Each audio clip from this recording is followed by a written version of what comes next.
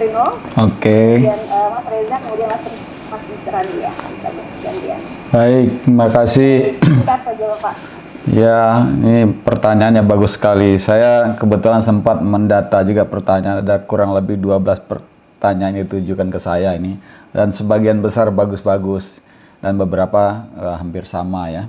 Tapi oke, saya mau jawab yang Mas Ariel dari Kuningan dulu tentang kewirausahaan yang belum berkembang ya, kemudian banyak yang bangkrut zaman sekarang.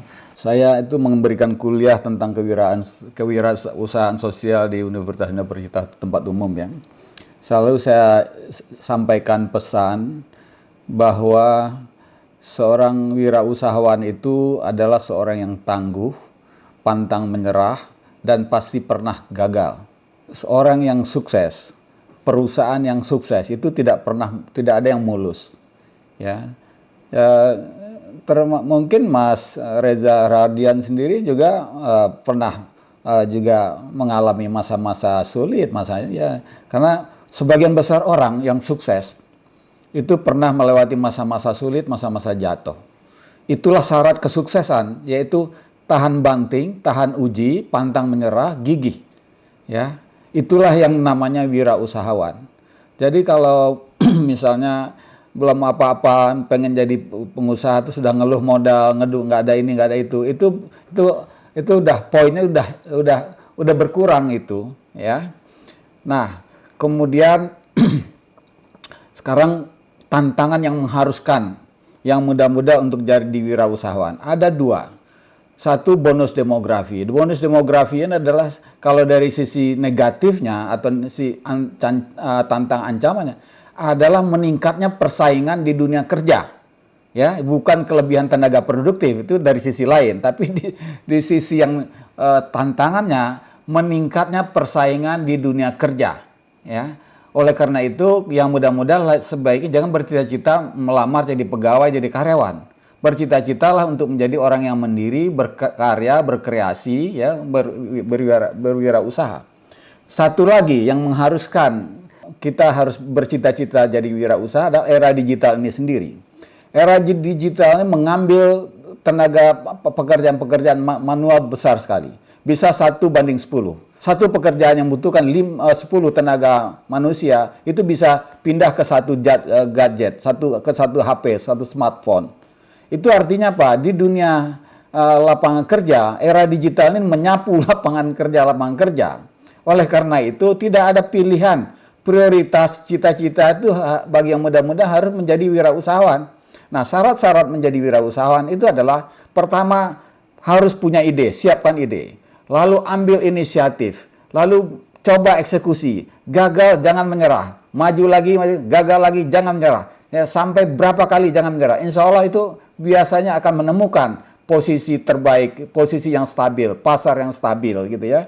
Jadi seorang wirausahawan itu adalah orang yang punya ide, berani memulai itu inisiatif, kemudian mengeksekusi, kemudian pasti akan menemukan sandungan-sandungan kegagalan-kegagalan. Tetapi nilai lain yang harus dimiliki adalah pantang menyerah, ya, gigih, tahan banting, ya, tidak mudah menyerah.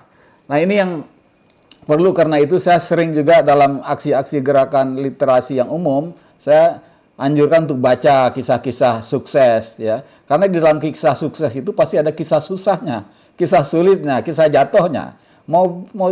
Bagaimana mereka memulai ya dengan pahit gitu. Itu pasti ditemukan.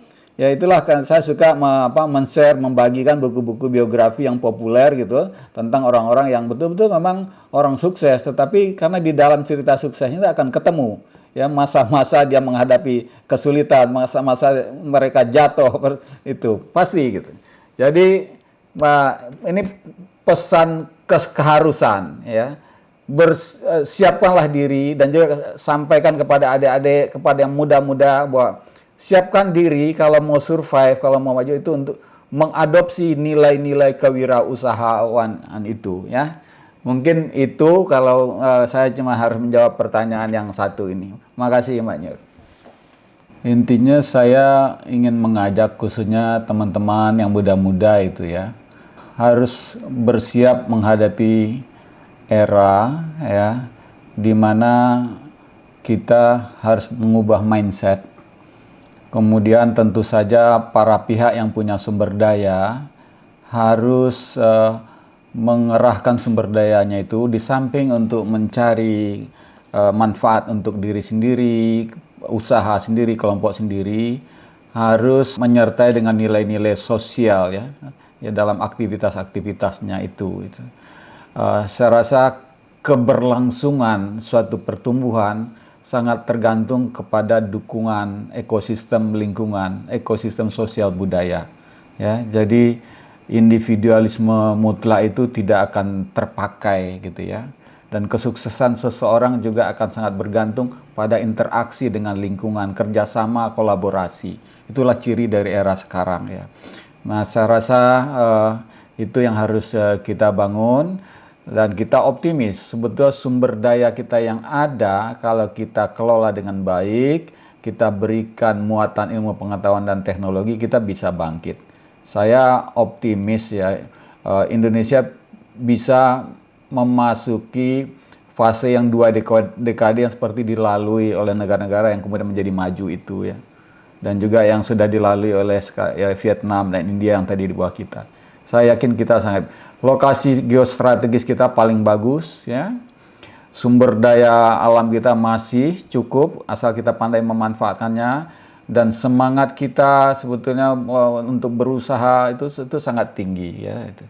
Jadi saya rasa mari kita gali itu, kemudian kita adopsi prinsip-prinsip baru yang sesuai dengan tantangan sekarang dan yang akan datang.